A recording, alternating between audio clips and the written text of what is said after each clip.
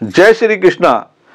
बहनों भाइयों, जैसे कि मैं 4 वीडियो बना चुका हूं अलग अलग ग्रहों में, सूर्य पर, चंद्रमा पर, गुरु पर और शुक्र पर। आज हम चर्चा करेंगे शनि पर। शनि क्या है?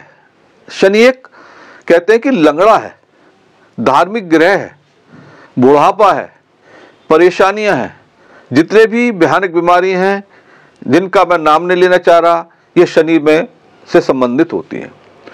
ये मेरी वो वीडियो भी देखें जो क्लास मेरी ले रहे हैं, वो सज्जन भी अवश्य देखें, क्योंकि आपको इनके द्वारा इंडिकेशन मिलेंगे और आपको समझने में काफ़ी फायदा होगा। जैसे कि मैं समय समय पर बताता रहता हूँ कि ये जो होता है केंद्र 1, 4, 7, 10 और त्रिकोण, क्योंकि लग्न त्रिकोण भी है 1, 5, 9, जब इनका आपस में संगम हो जाता है केंद्र त्रिकोण का, तो राजयोग बन जाता है।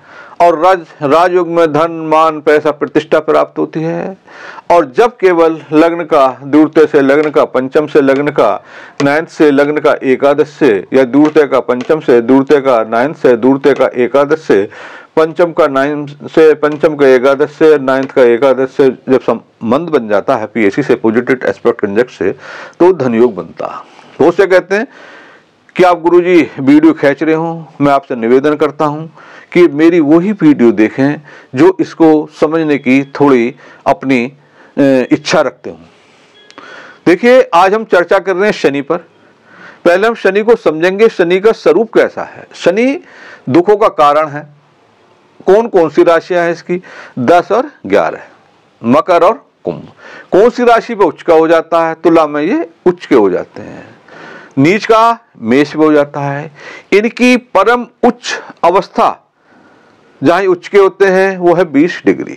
हमेशा ध्यान रखना, शुभ ग्रह बुध, चंद्र, शुक्र, गुरु ये केंद्र त्रिकोण में देते हैं। अभी हम राहु केतु की बात नहीं कर रहे हैं। जो पाप ग्रह होते हैं जैसे सूर्य है, क्रूर है, मंगल है, शनि है, ये 3, 6, 11 में और 10 में अच्छा फलित दे जाते हैं। तो हम ये इसको समझने के इंडिकेशन होते हैं। हमेशा ध्यान रखें कि जो ग्रह अपने घर में बैठा है, एक सिद्धांत हमारे ऋषि मुनियों में आपस में कंट्रोवर्सी बहुत है।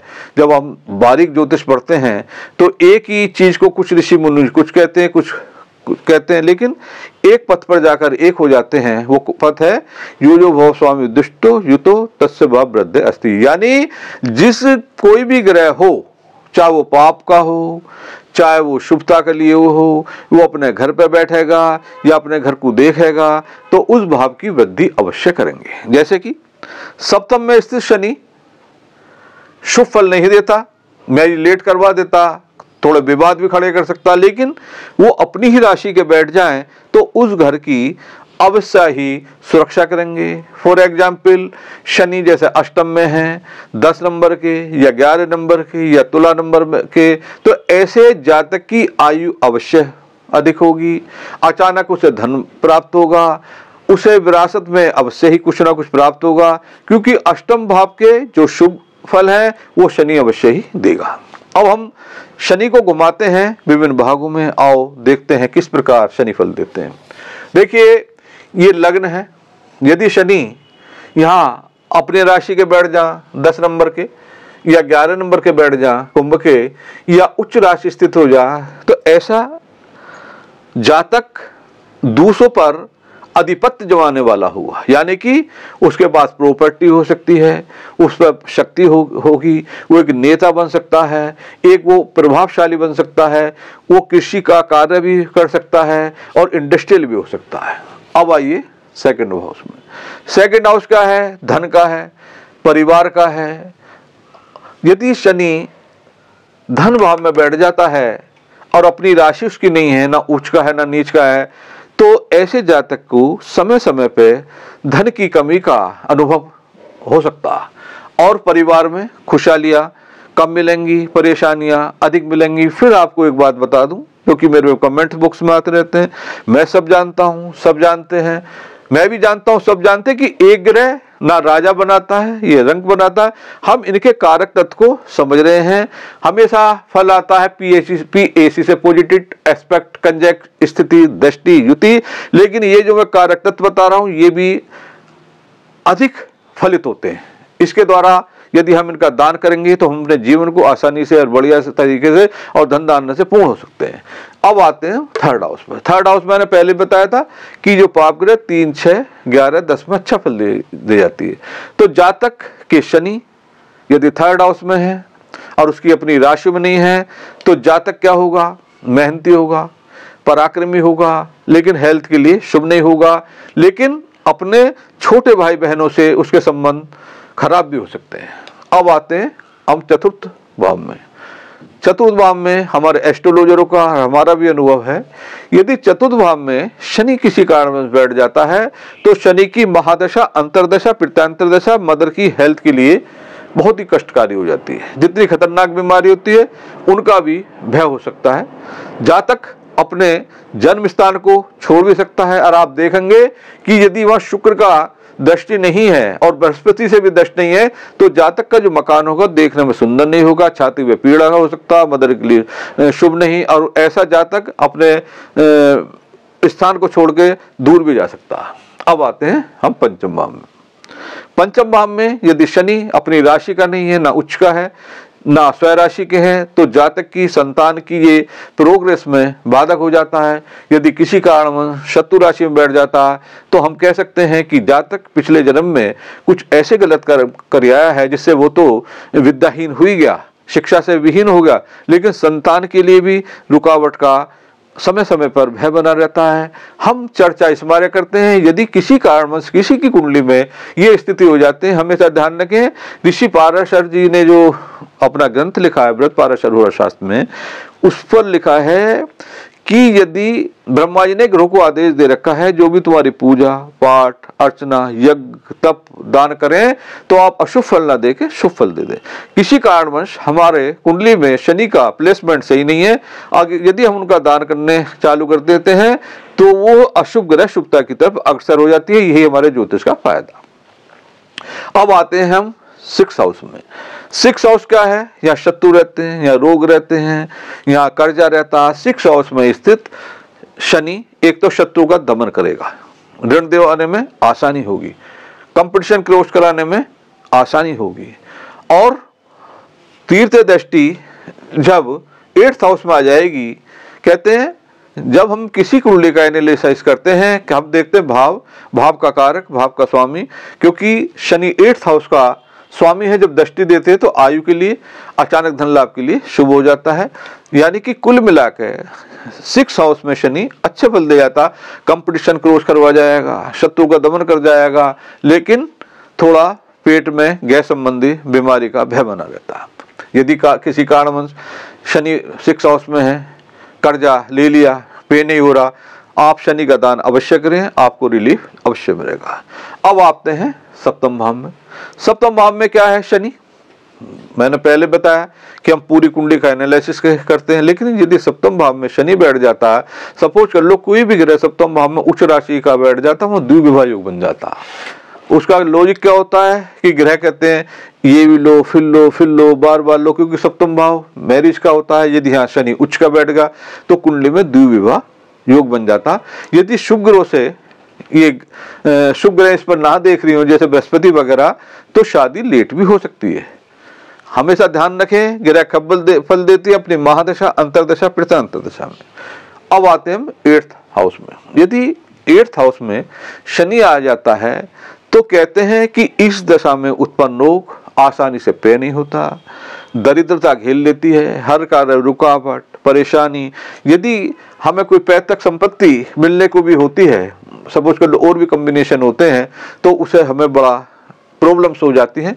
और हमारी यदि कोई रोग हो जाता है दशा में तो रोग आसानी से हटता नहीं। इसके लिए शनि का दान हमें अवश्य करना चाहिए, क्योंकि हर कार्य रुकावट परेशानी का ये सूचक भी हो जाता है। अब आते हैं 9th हाउस में। 9th हाउस क्या है? ये फादर का है, तो शनि की दशा फादर के लिए कष्टकारी होती है। लेकिन यदि 9th हाउस में शनि है, बृहस्पति से दष्ट है, तो ऐसा जातक एक तपस्वी बन सकता है। कैसा तपस्वी? जो ज्यादा शोबाज नहीं कर रहा, आंतरिक अंदरूनी वो एक तपस्वी बन जाता, और उसे उसके फादर की भी प्रोग्रेस होती है और समय समय पे उसको प्रतिष्ठा भी मिलती रहती है।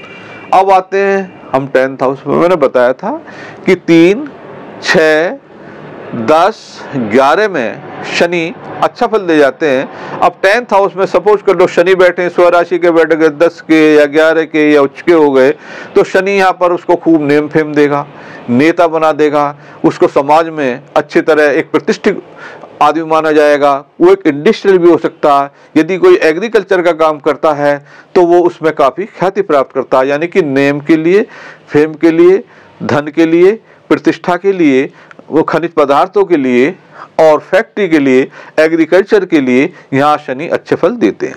अब आते हैं एकादश भाव में। हमेशा ध्यान रखना, एकादश भाव ज्ञान का होता है।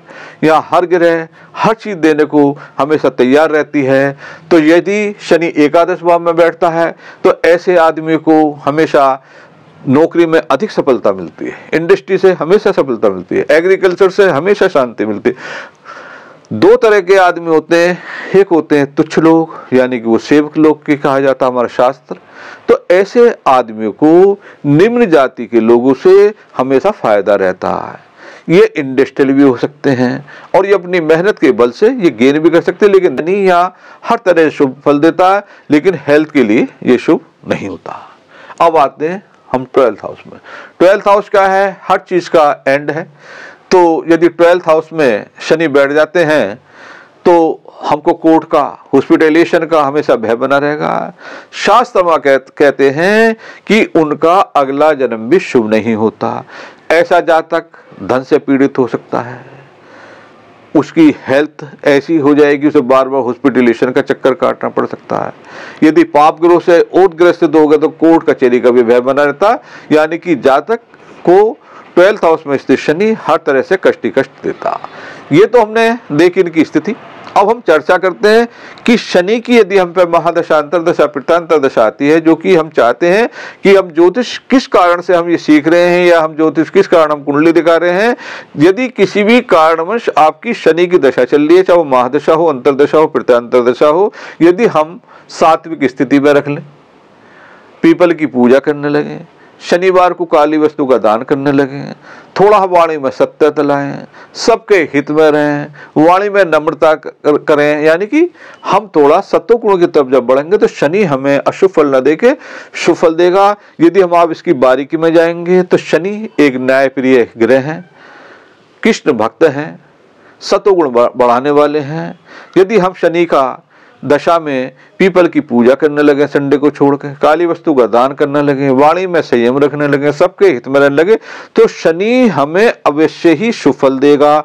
यदि किसी कारणवश आपको शनि ने घेर लिया है, रोग पैदा हो गया, घातक बीमारी हो गई है, घुटनों में दर्द रहने लगा है, दरिद्रता ने घेर लिया है, आप संडे को छोड़कर डेली सायकाल जब अंधेरा और उजाला हो सरसों के तेल का दीपक जलाना चालू कर दें। और दूसरा उपाय, चींटियां जमाना चालू कर दें। चींटियों का जमाने का सबसे बढ़िया तरीका क्या होता है कि घर में 1 किलो आटा भून लो, उसमें बराबर की खांड या बूरा मिला लीजिए और डेली लगभग 100 ग्राम के करीब आप उसे लीजिए। जितने भी आपके घर में सज्जन रहते हैं, बच्चे हों चाहे कोई भी, सबके हाथ लगवाएं और प्रातःकाल जितने भी आप फ्री हो जाए 8 बजे 9 बजे, हर जगह चींटियां रहती हैं। हमेशा ध्यान रखें संडे के दिन को कभी भी पीपल के नीचे नहीं जाते हैं। यदि किसी कारणवश पीपल नहीं है तो हर झाड़ियों के नीचे चींटियां होती हैं।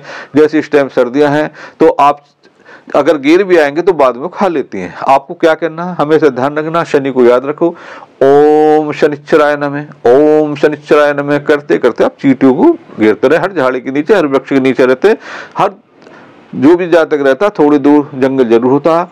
यदि आप इस उपाय को जीवन भर करते रहें, आप देखेंगे यदि आप सर्विस करते हैं तो सर्विस में धीरे धीरे आपकी उन्नति होती चली जाएगी। यदि आप किसी कारणवश रोगग्रस्त हैं, आपका रोग छुटकारा दे देगा। हमेशा ध्यान रखना, शनि एक दरिद्रता का भी कारक है। और सबको पता है, श्री कृष्ण भगवान से नारद जी पूछ रहे हैं भागवत में कि प्रभु इस मृत्यु लोक में सबसे बड़ा कष्ट क्या है? बोले सबसे बड़ा कष्ट है दरिद्रता। और शनि, हमेशा ध्यान रखना, दरिद्रता का भी कारक है। जब शनि की दशा आएगी तो दरिद्रता आने के लिए आपकी कुंडली खटखटा जाएगी। यदि हम उनका दान करेंगे, धार्मिक स्थिति से रहेंगे, पूजा पाठ करेंगे, तो वही शनि हमें अशुभ फल न देके शुभ फल देगा। मिलते रहेंगे हम ऐसी ही ज्ञानवर्धक वीडियो के साथ। जय श्री कृष्ण भगवान की।